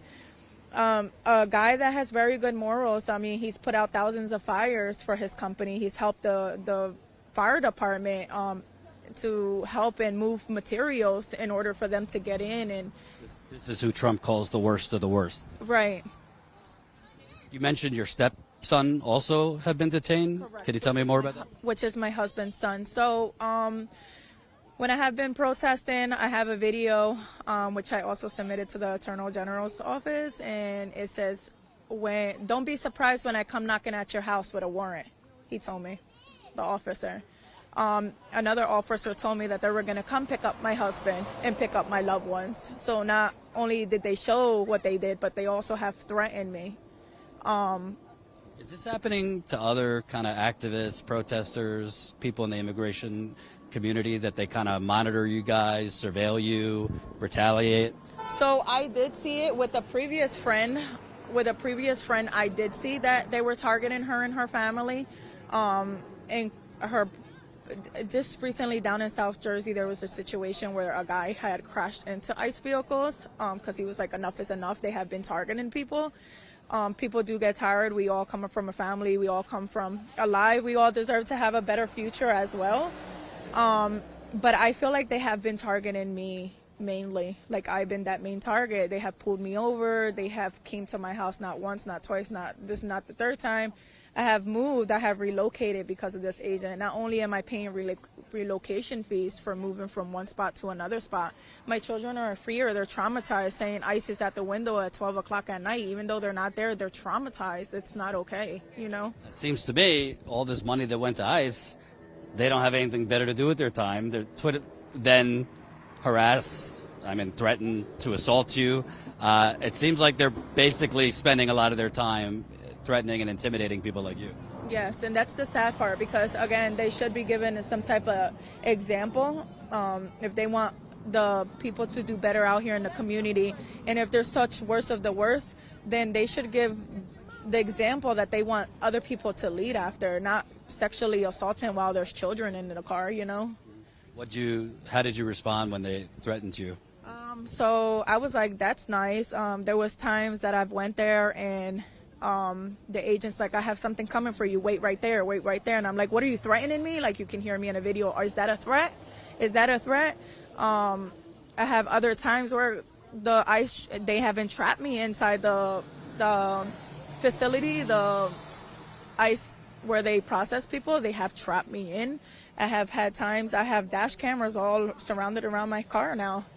It's sad that I have cameras in my house, cameras outside of my house. I have dash cameras surrounded all around my house, 360s recording 24 hours a day because I don't trust them. Have you gotten any response from the Attorney General or other local politicians about your husband in this case? Yeah, so I have been interviewed by probably like 25 news companies. I definitely went viral. It's kind of a little bit weird too because I had 1.6 billion of views on my live. And just recently, my Facebook was deactivated, both of my accounts. Wow. So they're definitely tampering with my social media. Never had problems with my social media, and now Facebook was just out of nowhere deactivated? Correct. Did you get like a message from Facebook on you violated rules or something like that? Yeah, they said that I violated rules. But they didn't tell me what rules. Normally, when you violate, they'll tell you what the reason was, but they didn't give me a reason. Mark Zuckerberg seems to be like that with the president, so maybe that's what's going on. My last question for you is kind of like, what does it say to you that right now we're spending $2 billion a day to bomb Iran, all this money for imprisoning? It's crazy and it's sad because there's children in need. There's children that are really in need, such as like my son. Like, there's not enough funds out there. Dad doesn't receive no state insurance. We don't receive any help besides me getting help now because my husband is detained. Them funds could definitely be used for children in need like my son. My husband pays his insurance, and it's not cheap neither. It's just, they take out $200 out of his check every week, aside of what he pays in medical bills for his child. I'm disgusted. There's no trust in these federal agents. It's sad that I have no trust in them. I would never put my trust in them. I fear.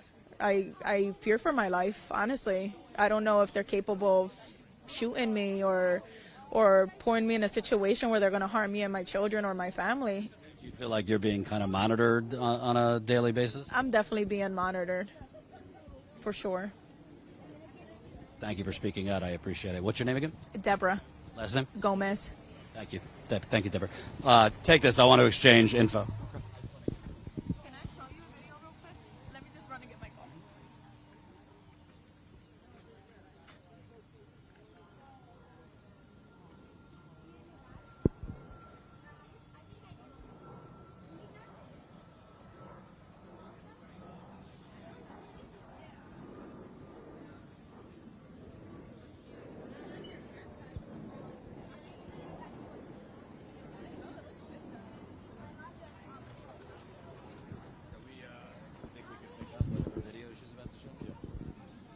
So Deborah's coming back here. I want to show whatever video she's going to show me, I assume, of some of the violence ISIS perpetrator. So this is the Attorney General, the conversation I've had with them.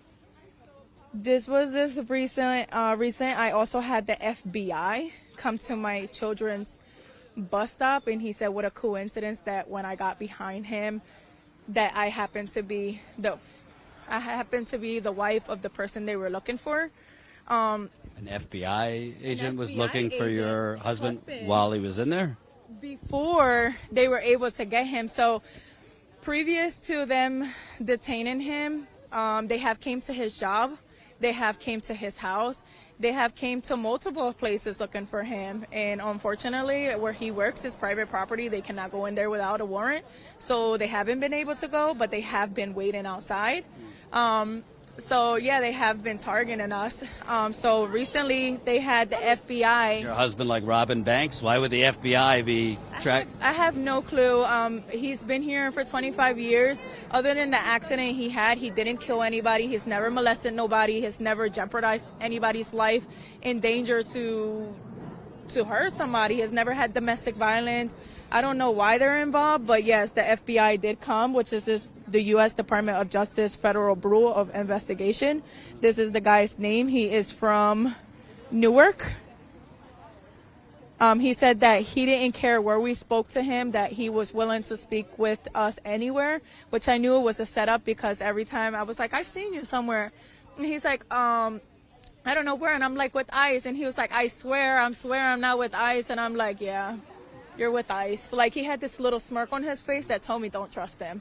I've never been in trouble with the law, other than, a traffic ticket. Other than that, there's no reason for the FBI to look for nor me nor my husband.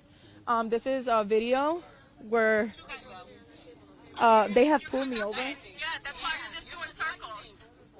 Going in circles. Here, I'm going to record them because I'm going to report you guys. You guys went to my residence, not once, but twice. Yes, you did. Yes, you did. Yes, you did. This is when they took my stepson. I hope you know that. And we see when you pulled up, too. I have cameras. This is where he tells me. And then you circled around twice. So he's telling you, what is he telling you right now? Listen. Why don't you smile? Why don't you smile? Exactly. Smile. Why don't you smile? Take your mask down. No shame? Yeah. No shame? Yeah. No shame? Pull your mask down. Pull your mask down. When I come knocking at your house with a warrant, don't be surprised. So he's threatened me. Seems like he was getting enjoyment. Yes. This is a car where I have in front of me and one in back of me where they have came to my residence. This is my first residence that I moved to. This is when they took my stepson.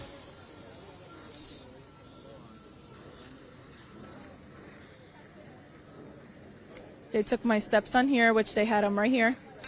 At first I thought they had my husband, but it was my stepson they had.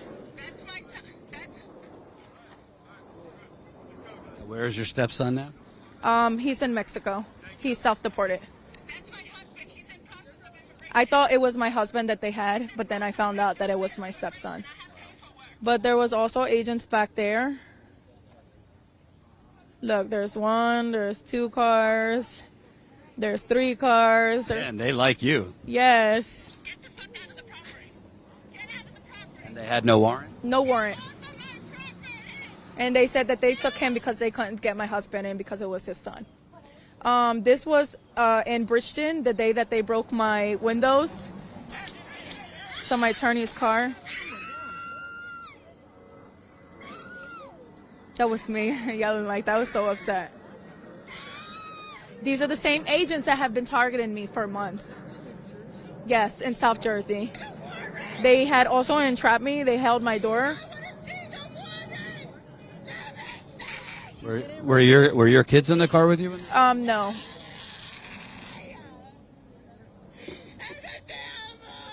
He didn't resist. He cooperated with them.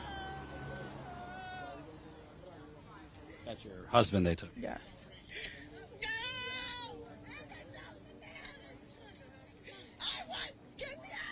They searched his money, took his money out of his pocket and threw it at me. That's why I was kind of tumbling from my phone. And then she said that I hit her. That's my criminal attorney that they broke his windows to. So yeah, this is where they have pulled me over. I didn't know who they were until I found out that they were ICE. Keep your distance. Deborah, go home. This is ICE. This is ICE. How do you know my name? How do you know my name? How do you know my name? Are you harassing me? Are you harassing me?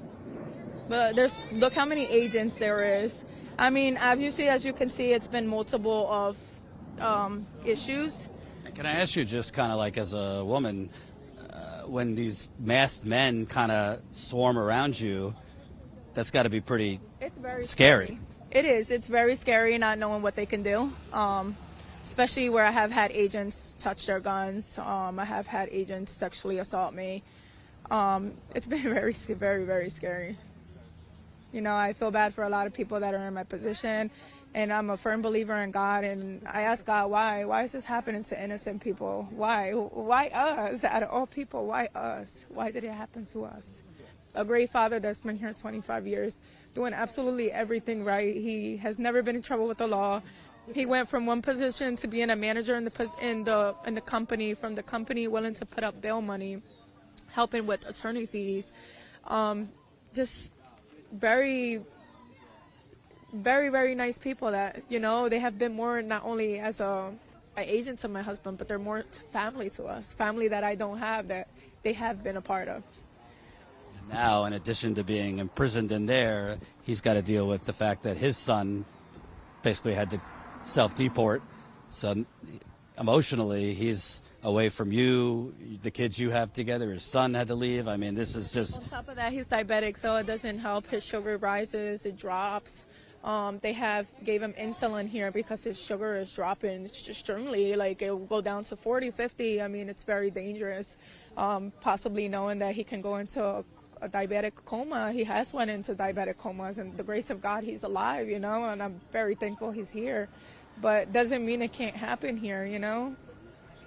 What's your message kind of to a lot of these right-wingers, Trump supporters who say, well, you know, it's the law and they broke the law and yada, yada, yada, but...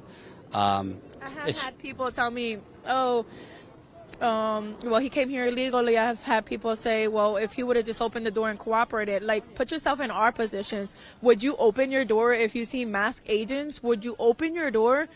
And if a cop pulled you over and they said you have drugs in your car, you would want to see a warrant. Absolutely, you would want to see a warrant. You wouldn't just have them open your door and search your vehicle. So what any difference is that from us?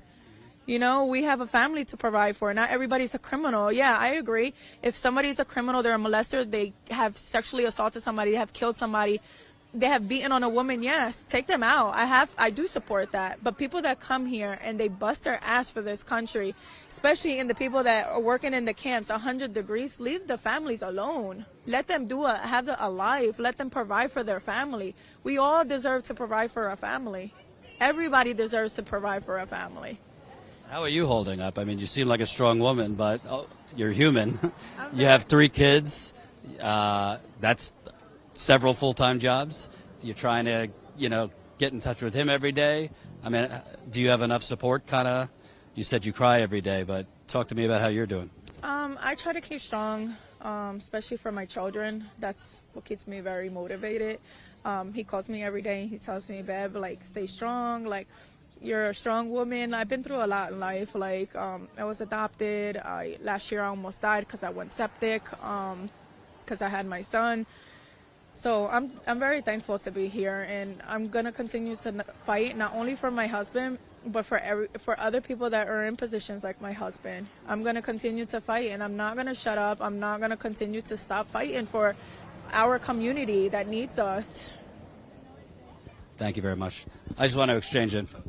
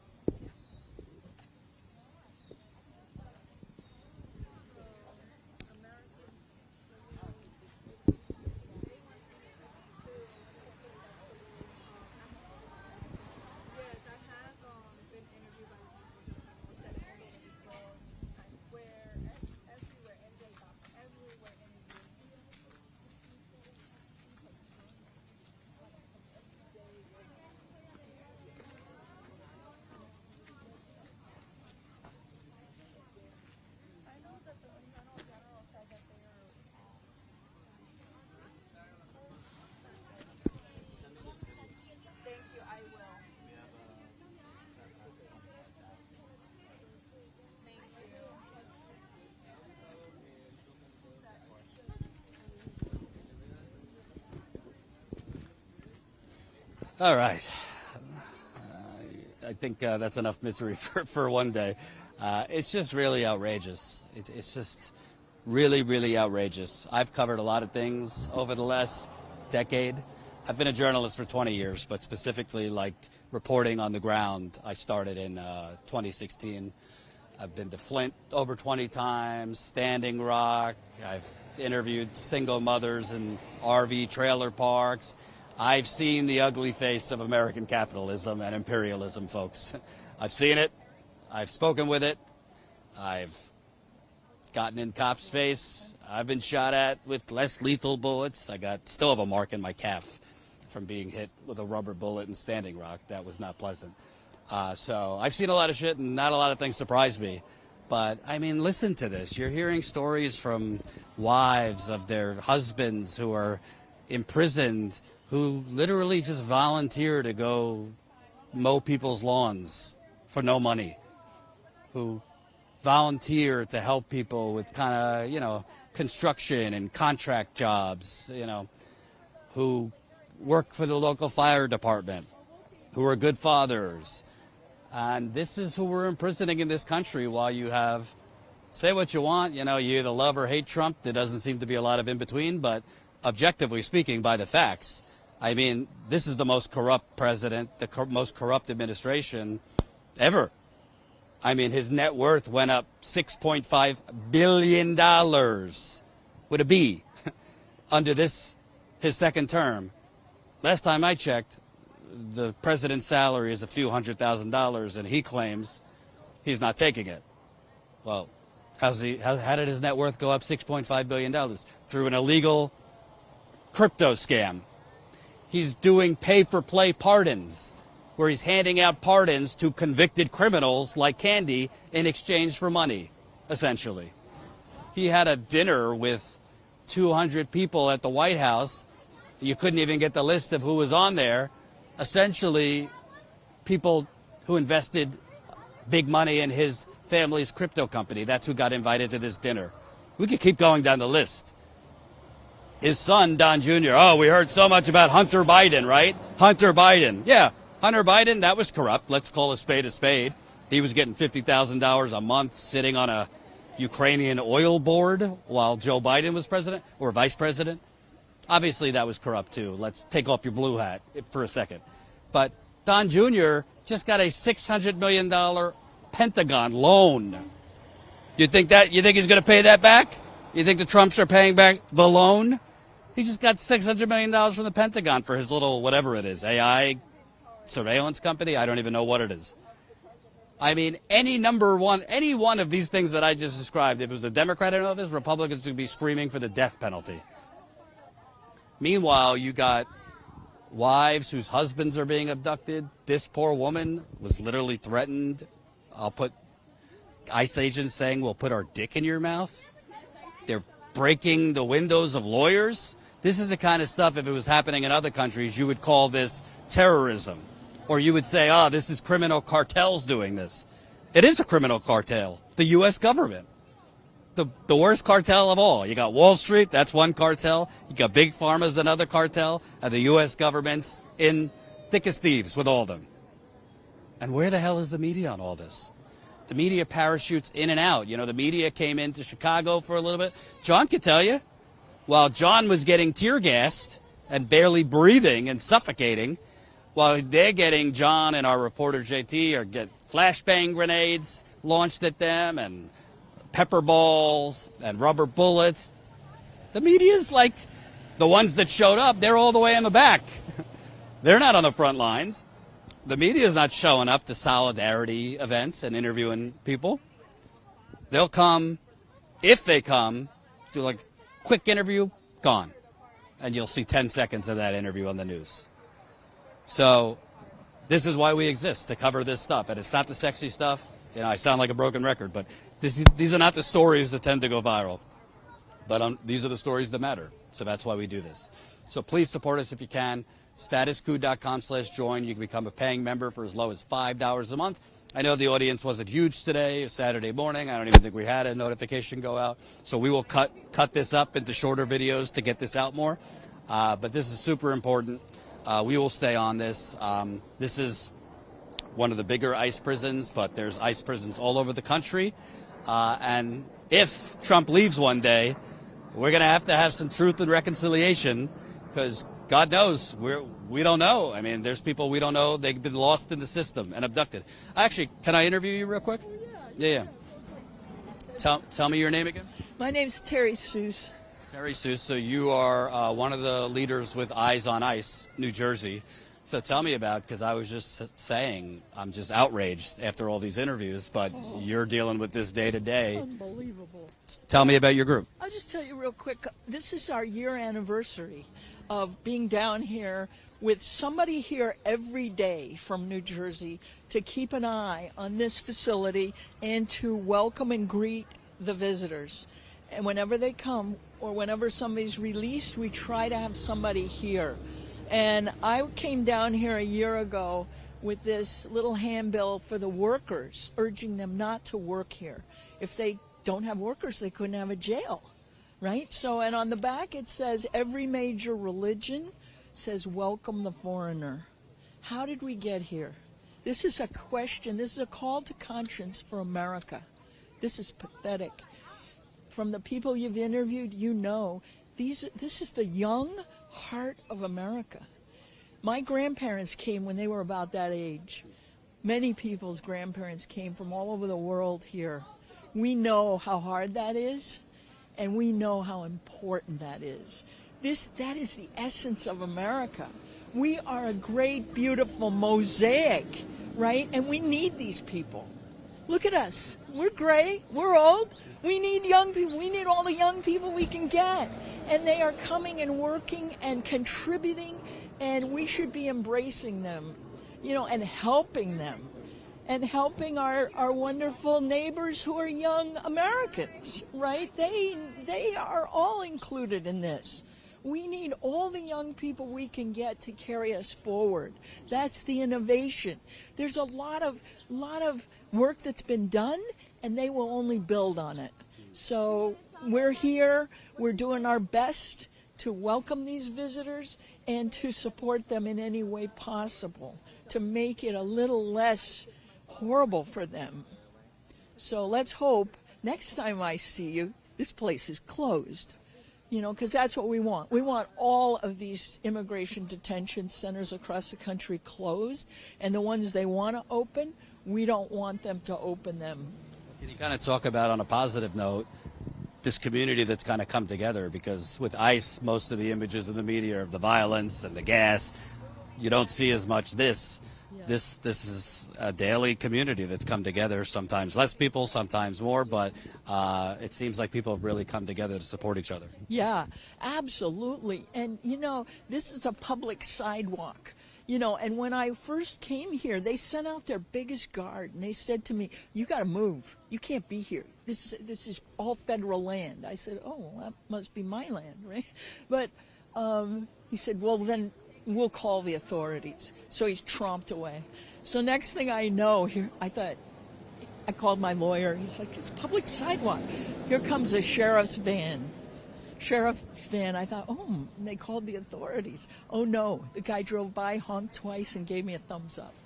So, you know, since then, they have not bothered anybody. This is a public sidewalk. We have the support of the county, which during the winter we appealed to them and to the city to help provide shelter because people were waiting outside in 0-degree weather for hours. It was a code blue emergency. So finally they came with a tent in early January, and we've been able to use that for shelter, and we actually got our demand, which was let the visitors go in and wait inside. This is the only detention center where they made them wait outside for hours in the blazing heat and the freezing cold this year. So finally now they take them in, which is where they should be. So some of this, because of all the wonderful people from all over New Jersey, South Jersey, North Jersey, Central Jersey, all over the towns, churches, organizations, individuals have all come here and filtered through this effort, right? This just holding space, being here, trying to help. And because of that, I think there are some things that have been better. We've also made sure that Menendez has been in there. MacGyver's been in there. Senator Kim went in, interviewed 50 people, came out and immediately called for it to be closed. So they're all on record saying it should be closed. We need to up the effort on that these next couple months and find a way to close this facility. This is an abomination. It's in our backyard. And the only thing I can say is we're just not looking away. We're not forgetting that it's here, because it's easy to do. It's easy to forget that. For people watching from Jersey, New York, nearby, how can they get involved with support? Come down any day. You know, we're here Tuesday, Thursday evenings, 4 to 9. Come on down, meet the visitors, help us. And then Monday, Wednesday, Friday, we vigil. 10 in the morning until 11. We just start here. And then Saturday and Sunday, we're here all day. You know, and there's activities, there's different things. People are collecting gift cards to give to the families because many of them, their breadwinner is inside. They don't have any income. There are GoFundMes that you can find on Pax Christi and other connections where you can contribute to the families, you know, and that's all hugely helpful, you know, in this time of total chaos and distress. And my last question for you, I mean, you mentioned you got the gray hairs and are of an older generation. What does it say about this country right now? I mean, we're dropping bombs, $2 billion a day in Iran. I mean, for-profit prisons making $250 million they made in profit last year. We're pouring money into the surveillance state, AI, while people can't eat.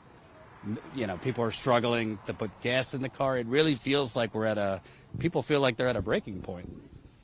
Yeah, we have a lot of challenges ahead of us, right? The young people especially, but I'm so impressed by the number of young people who are so alert to all of this and have really great organizing skills.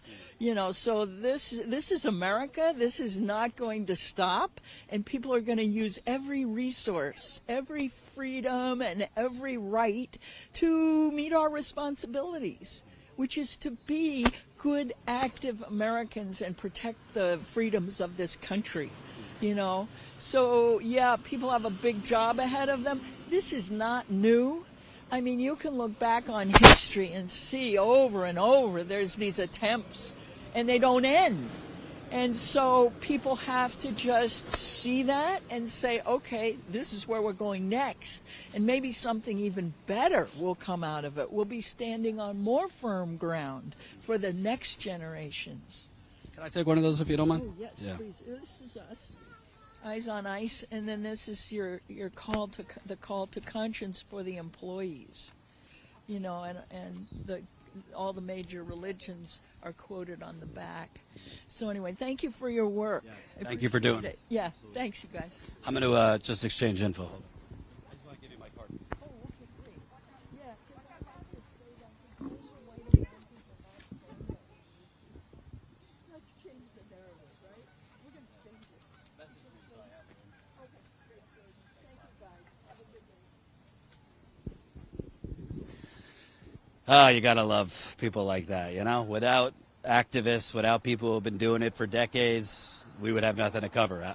So we kind of launched Status Coup to really do it the opposite way. You know, most media outlets immediately go to, like, the experts and the pundits and the politicians, and they're built on access to politicians and the, you know, people with names. I don't want to talk to politicians. I will. They won't like it. I'll challenge them. But our preference is to talk to the people, the activists, the community members, because that's where you get the truth. That's where you find out where the bodies are buried. We'll stay on this. I mean, John and I live close enough to be able to come back here periodically. At the end of the day, this is a concentration camp.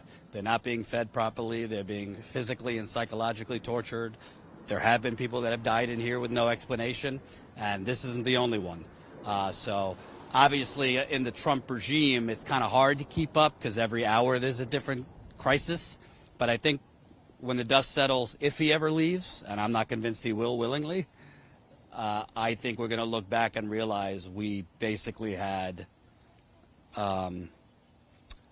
we basically had mass torture prisons where people have been lost in the system, people have been deported, there's been reports and accusations about people killed by ICE guards. So we're going to stay on this.